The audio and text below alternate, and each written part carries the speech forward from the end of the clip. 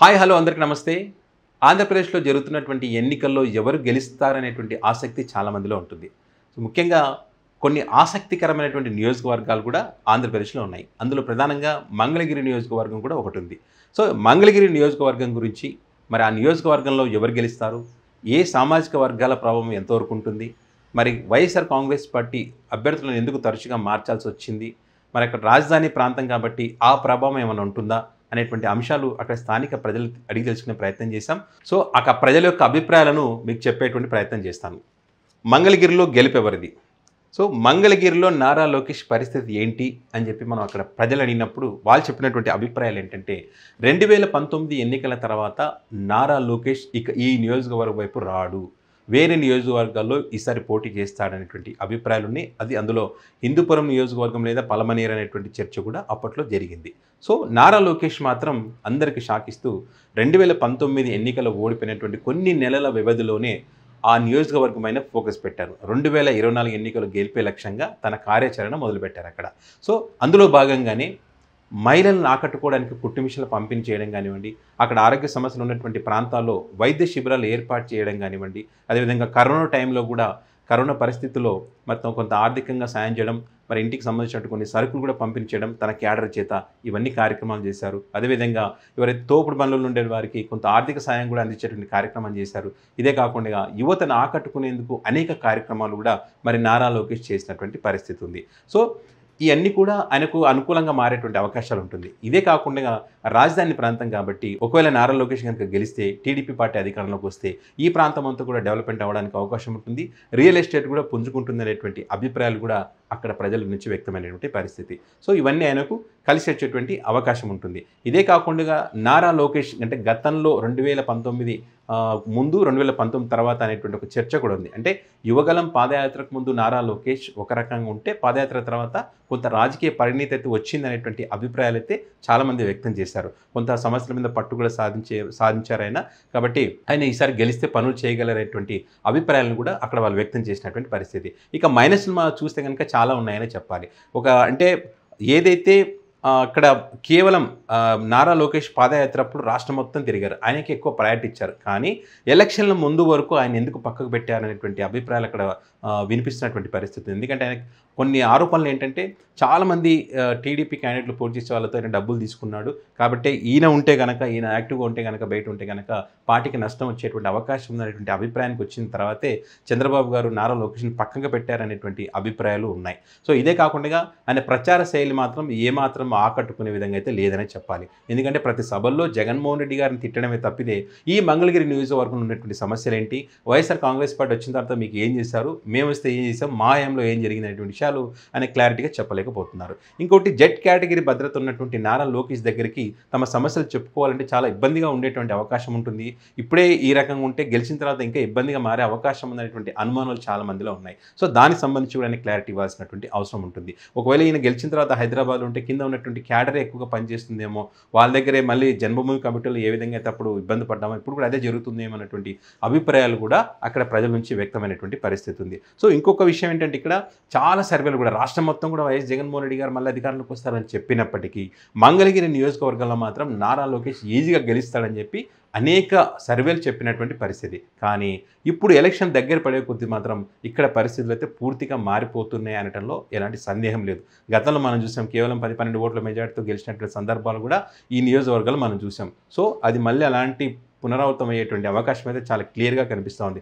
దానికి TDP party చేసిన తప్పిదం అనేటువంటి అభిప్రాయాలు అయితే చాలా బలంగా ఉన్నాయి. ఎందుకంటే ఇక్కడ వైఎస్ఆర్ కాంగ్రెస్ పార్టీకి చెందినటువంటి వెంకటరెడ్డి మరణం అయితే ఈ టీడీపీ పార్టీకి పెద్ద మైనస్ అనే చెప్పాలి. ఎందుకంటే ఆయన ఆ పార్టీకి చెందినటువంటి వాళ్ళు బైకులతో గుద్దిచ్చి ఆయన బ్రెయిన్ డెడ్ అయ్యి చనిపోవడం అనే అంశం ఏదైతుందో దాని గురించి పెద్ద ఎత్తున చర్చ జరుగుతుంది అన్ని పార్టీల్లో. ఇది ఒక టీడీపీ ఒక వైసీపీ అని కాదు, ఇలాంటి జరగకుండా ఉంటే బాగుంటుంది అనేటువంటి అభిప్రాయాలు అయితే చాలా మందిలో ఉన్నాయి. సో ఈ దెబ్బతో గతంలో ఆయన చేసినటువంటి మంచి కార్యక్రమాలు కానీ ఇవన్నీ కూడా ఒకసారిగా మారిపోయేటువంటి పరిస్థితి వచ్చిందని చెప్పొచ్చు.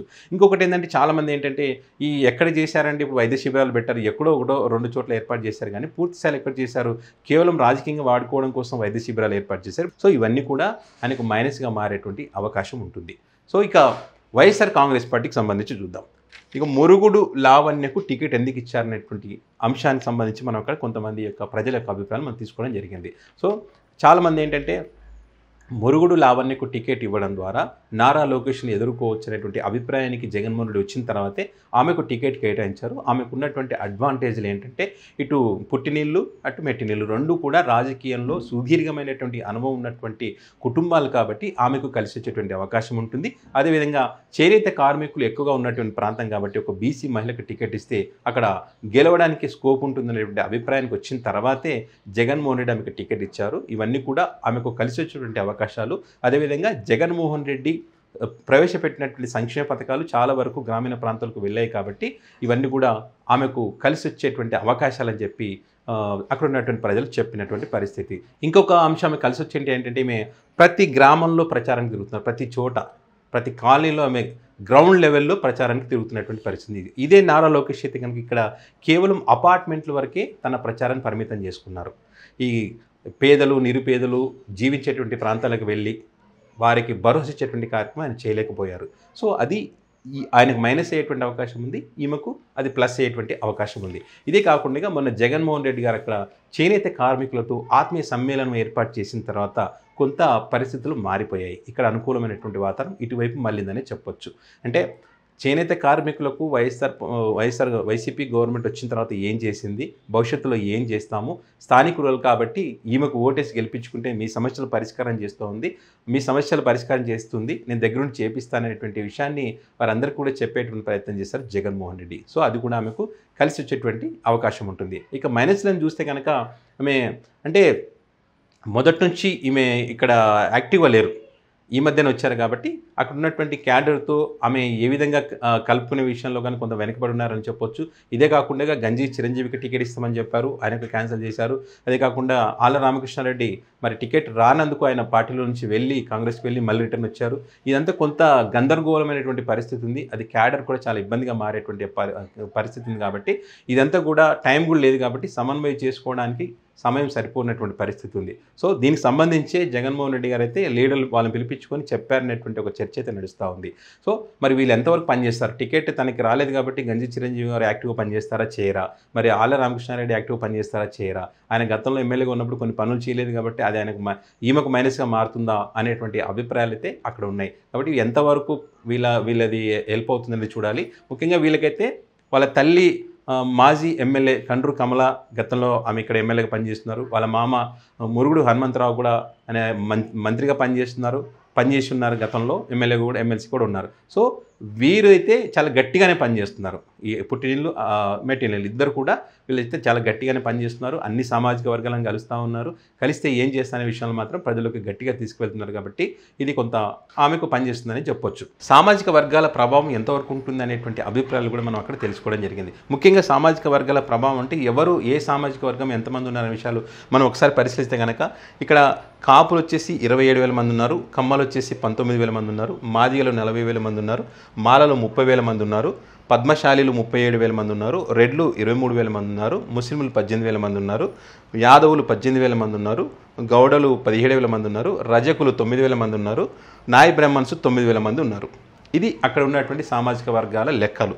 సో ఇందులో నారా లోకేష్ కమ్మ సామాజిక వర్గానికి చెందినటువంటి వ్యక్తి. ఇక్కడ 19,000 మంది ఉన్నారు. వాళ్ళు మురుగుడు లావణ్య పద్మశాలి సామాజిక వర్గానికి చెందినటువంటి వ్యక్తి, 37,000 మంది వీళ్ళు ఉన్నారు. సో ఇక్కడ మొత్తం కమ్మ సామాజిక వర్గం అంతా కూడా నారా లోకేష్కి ఓటు వేసే పరిస్థితి లేదు.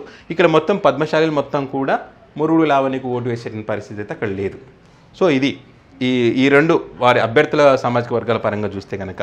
సో ఇక్కడ ప్రధానంగా కీలకంగా మారేటువంటి సామాజిక వర్గాలను చూస్తే కనుక మాదిగలు, మాలలు, ఇందులో ఎక్కువ శాతం కూడా వైఎస్ జగన్మోహన్ రెడ్డి వైపే మొగ్గు చూపుతారు ఇక్కడ. అదేవిధంగా ముస్లింలు కూడా వైఎస్ జగన్మోహన్ రెడ్డి వైపే మొగ్గు చూపుతారు అక్కడ. ఇక రెడ్లు కూడా అంటే రెడ్లు అంటే మిగతా చాలా చోట్ల వైసీపీ వైపు ఉంటారనేటువంటి అందరికి తెలిసిందే. కానీ ఇక్కడ రెడ్లు కొంత అసంతృప్తిగా ఉన్నారనేటువంటి విషయాన్ని అక్కడ ఉన్నట్టు కొంతమంది చెప్పినటువంటి పరిస్థితి ఉంది. సో మరి వీళ్ళు పూర్తి స్థాయిలో వాళ్ళందరినీ కూడా ఆళ్ళ రామకృష్ణారెడ్డి ఏకతాటి మీదకి తీసుకొచ్చే ప్రయత్నం చేస్తూ ఉన్నారని చెప్పి ఒక చర్చ అయితే ఉంది. మరి అది ఎంతవరకు సక్సెస్ఫుల్గా చేస్తారనేది మాత్రం చూడాల్సి ఉంది. ఇక మీ యాదవులు, గౌడ్స్ కూడా కొంత అటు కొంత ఇటు ఉన్నటువంటి పరిస్థితి ఉన్నది. సో ఇది సామాజిక వర్గాల పరంగా చూస్తే ఈ ఎక్కువ పద్మశాలీలు ఉన్నారు కాబట్టి అదే సామాజిక వర్గానికి చెందినటువంటి వ్యక్తికే జగన్మోహన్ రెడ్డి గారు టికెట్ ఇచ్చినటువంటి పరిస్థితి. అది కలిసి వస్తుందని చెప్పి జగన్మోహన్ రెడ్డి భావిస్తున్నటువంటి పరిస్థితి. పద్మశాలీలు 37,000 మంది, మాదిగలు 40, మాలలు 30, వీళ్ళు ముస్లింలు, వీళ్ళంతా వేస్తే కూడా ఈజీగా గెలుస్తామనేటువంటి అభిప్రాయాలు పరిగణలోకి తీసుకొని ఈమెకు టికెట్ ఇచ్చారన్నటువంటిది అక్కడ జరుగుతున్నటువంటి చర్చ. ఇక తాడేపల్లి, మంగళగిరి, దుగ్గిరాల ఈ 3 మండలాల్లో చూస్తే కనుక తాడేపల్లిలో ఎప్పుడు వైసీపీకి అనుకూలంగానే ఉంటుంది.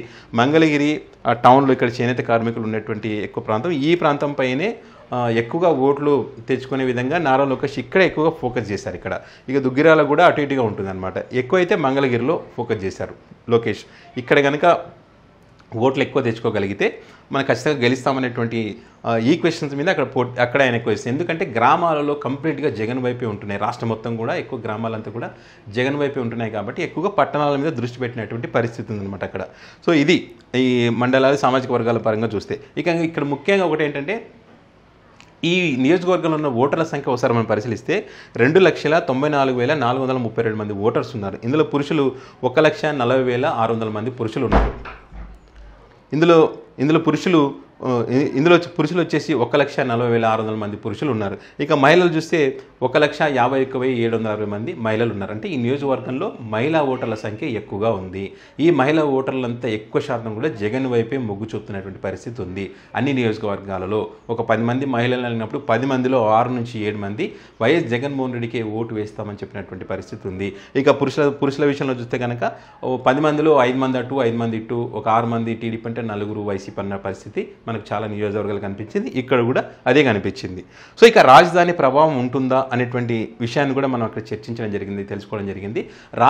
రాజధాని ప్రభావం అంటే నిజంగా బ్యాలెన్స్డ్గా ఉందని చెప్పాలి. అంత రాజధాని ప్రభావం హెవీగా లేదు, అట్లా అని చెప్పి లేకుండా అయితే ఏం లేదు. అక్కడ రాజధాని జగన్మోహన్ రెడ్డి వచ్చిన తర్వాత రాజధాని లేకపోవడం అక్కడ ఉన్నటువంటి ప్రాంతంలో చాలా అసంతృప్తికి లోనేటువంటి పరిస్థితి ఉంది. అక్కడ పనులు చేసుకునే వారికి ఇబ్బందిగా మారింది. అదేవిధంగా 3 రాజధానులు అనేటువంటి అంశాన్ని తెర మీదకి తీసుకొచ్చినప్పుడు రియల్ ఎస్టేట్ అనేది దారుణంగా పడిపోయినటువంటి పరిస్థితి ఉంది అనేటువంటి అభిప్రాయాలు అయితే అక్కడ వ్యక్తమైనటువంటి పరిస్థితి ఉంది. సో రాజధాని ప్రభావం అయితే ఎక్కువ శాతం లేదు అనుకున్నంత. ఇప్పుడు పైన మనకు మీడియాలో బయట ప్రచారం జరుగుతున్నంత హైప్ అయితే అక్కడైతే కనిపించింది, గ్రౌండ్ లెవెల్ అయితే కనిపించలేదు మనకు.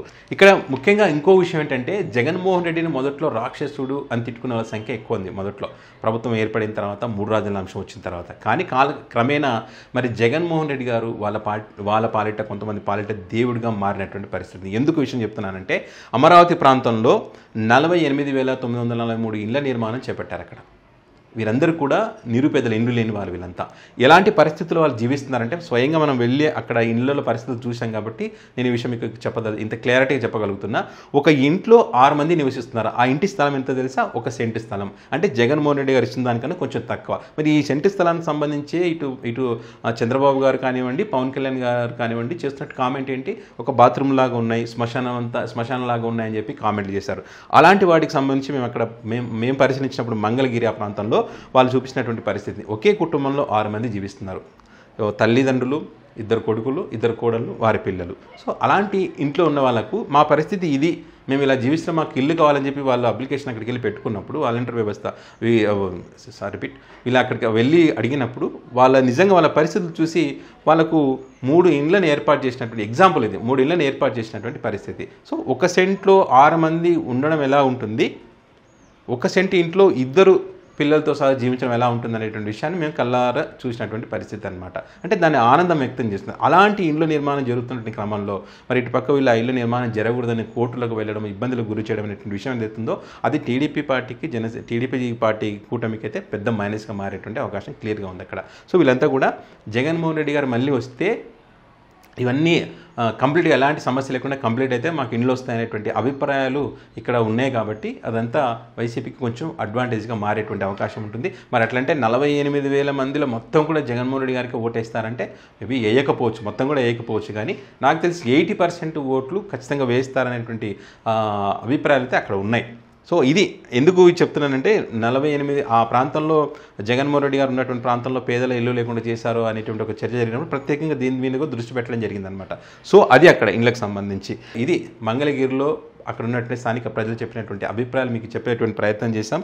ఖచ్చితంగా అన్ని సర్వేలు అయితే మంగళగిరిలో నారా లోకేష్ గెలుస్తారనేటువంటి అభిప్రాయాలు వ్యక్తమైనప్పటికీ ఎలక్షన్ దగ్గర పడే కొద్ది మాత్రం నిజంగా అక్కడ పరిస్థితులు అయితే మారిపోతూ ఉన్నాయి. చివరికి వచ్చేసరికి ఒక టఫ్గా అయితే ఎలక్షన్ అయితే మారేటువంటి అవకాశం అయితే చాలా క్లియర్గా ఉంది. మరి టఫ్ ఫైట్లో ఎవరు గెలుస్తారనేటువంటిది రిజల్ట్ రోజు అయితే తేలేటువంటి అవకాశం ఉంటుంది.